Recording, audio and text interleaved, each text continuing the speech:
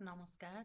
आज म तपाईहरुलाई यो एकीकृत हाजिरी व्यवस्थापन प्रणालीमा चाहिँ कुनै पनि कर्मचारी अथवा शिक्षिका चाहिँ विद्यालयबाट राजीनामा दिएर अथवा अवकाश भएर अथवा सरुवा भएर गएको खण्डमा उहाँहरूको रेकर्ड चाहिँ यो प्रणालीबाट रेकर्ड कसरी हटाउने भन्ने कुरा देखाउन जाँदैछु। त्यसको लागि चाहिँ पहिला यो सिस्टम चाहिँ एडमिन अकाउन्टबाट खोल्न पर्यो। अनि त्यसपछि यहाँनिर चाहिँ यो कर्मचारी व्यवस्थापन भनेर यो यस्तो यहाँ आइकन छ।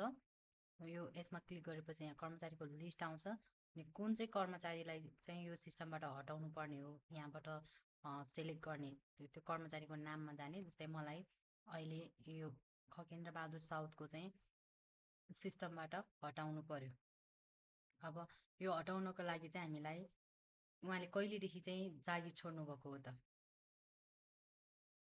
त्यो मिति चाहिँ हामीलाई चाहिन्छ। यहाँ जाने जागिर विवरणमा गएर अनि एडिटमा क्लिक गर्दाखेरि यस्तो विवरण आउँछ। अब उहाँ चाहिँ करारमा हुनुहुँदो रहेछ। अब यो पेसा स्थिति हेर्ने, यो पेसा स्थितिलाई चाहिँ राजीनामा भनेर दिने, राजीनामामा क्लिक गर्ने। त्यसपछि राजीनामा लागू हुने मिति चुज गर्ने। जस्तै उहाँ चाहिँ 82 सालमै राजीनामा दिएर 82 को मङ्सिर 12 गते जानुभएको। अनि त्यसपछि यति गरिसकेपछि सम्पादन गर्ने। यो गरेपछि यता आएर फेरि यो कर्मचारी व्यवस्थापनमा हेरेपछि उहाँको नाम हट्यो। अब त्यसै गरी मलाई सानुमाया तामाङ पनि हटाउनु छ।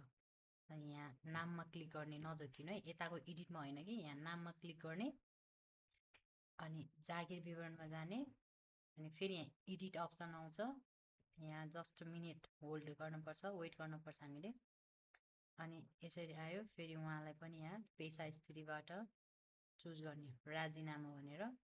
राजीनामा लागू हुने मिति चाहिँ उहाँको यो 82 सालको चैत्रको मसान्तसम्म भनेपछि यो यसरी। अनि सम्पादन गर्ने।